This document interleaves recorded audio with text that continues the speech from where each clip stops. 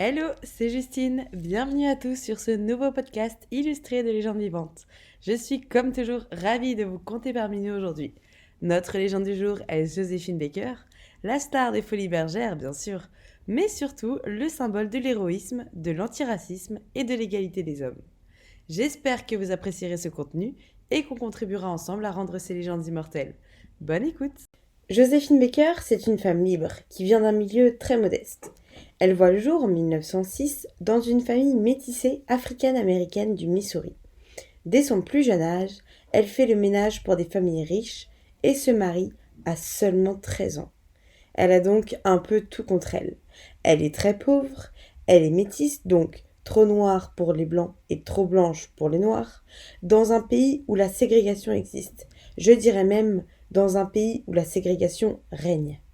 Et malgré tous ces obstacles devant elle, c'est une femme tellement courageuse, tellement ambitieuse qu'elle va se bâtir un destin hors du commun en quittant très jeune le foyer familial. C'est alors qu'à 19 ans, cette jolie jeune femme qui n'a peur de rien débarque à Paris.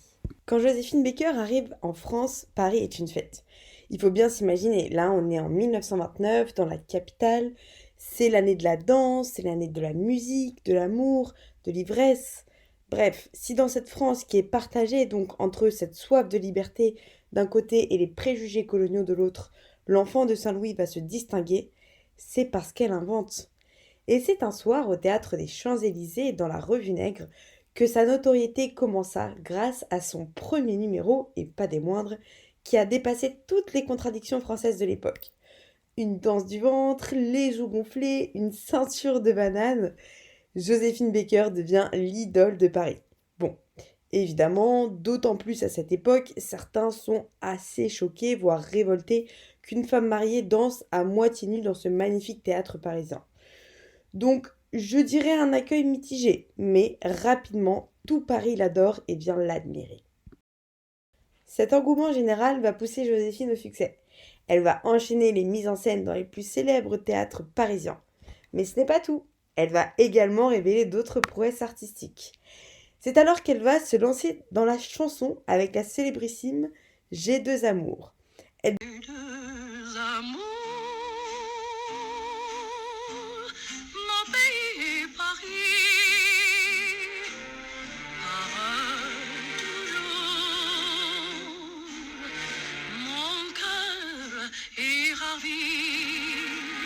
Devient une star du music-hall avant d'être également une star du cinéma grâce à ses rôles dans La Sirène des Tropiques et dans Princesse Tam Tam. Et oui, pour les petites curieuses, vos maillots de bain ont une histoire, mesdames.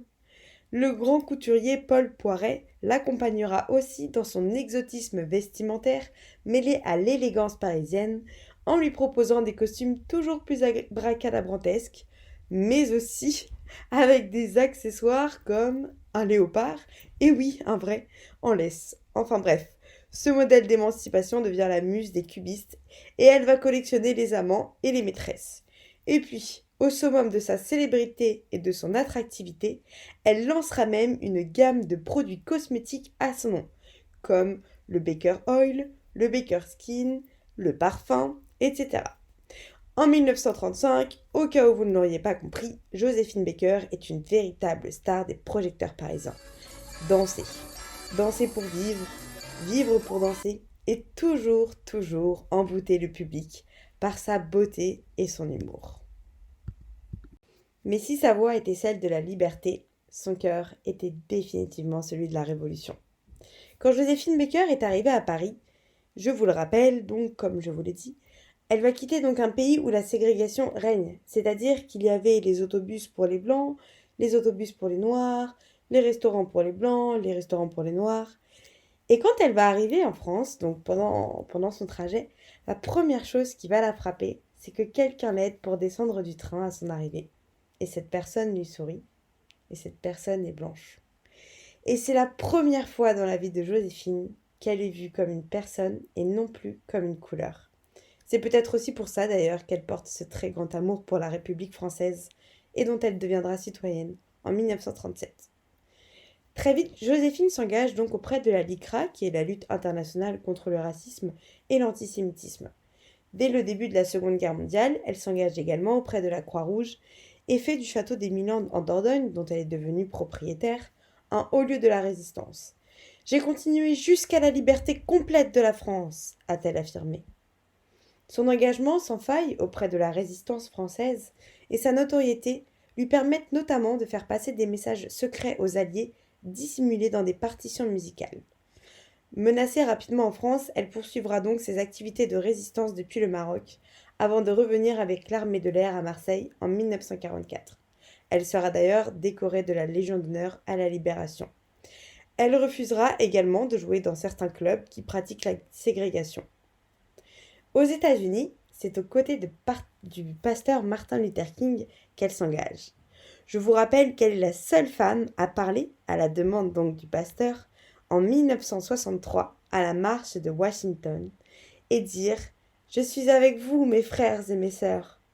Mais attention, elle ne le fait pas n'importe comment. Elle le fait en uniforme de l'armée française et avec toutes ses médailles de la résistance.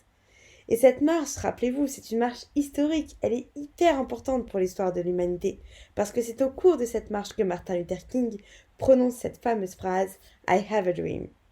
Elle envoie donc un double symbole. Oui, je suis toujours là à combattre contre la ségrégation, mais j'ai choisi la République française. Bref, Joséphine Baker allie sa renommée internationale, son talent, son charisme et son engagement pour la patrie pour défendre les causes qu'elle croyait fondamentalement justes, devenant ainsi rapidement une icône pour les droits civiques en plus d'être une artiste intemporelle. Joséphine Baker, c'est donc la liberté, puisqu'elle choisit de prendre son destin en main. C'est l'égalité, dans ses combats donc contre le racisme et l'antisémitisme en France et aux États-Unis. Et c'est aussi la fraternité, puisqu'elle a adopté 12 enfants avec son mari Jean Bouillon, pour finalement former ce qu'elle appelait si généreusement sa tribu arc-en-ciel. En fait, elle intègre parfaitement la maxime de Saint-Exupéry qui disait « Si tu es différent de moi, loin de me léser, tu m'enrichis ». Elle veut montrer en fait qu'en adoptant des enfants des 4 coins du monde, avec toutes les religions différentes, et qui grandissent donc ensemble, eh bien les appréhensions, la peur de l'autre s'évaporent, et ils finissent tout simplement par avoir une famille unie et fraternelle. Joséphine Baker a donc dansé avec la grâce d'une artiste, combattu avec la force d'une guerrière et aimé avec la tendresse d'une mère. Et c'est malheureusement à 68 ans, donc le 12 avril 1975, que cette icône internationale succombe à une attaque cérébrale. Scandaleuse et engagée, Joséphine Baker reste et restera à jamais un des symboles de la libération féminine. De Harlem à Paris, Joséphine a laissé sa trace dans l'histoire.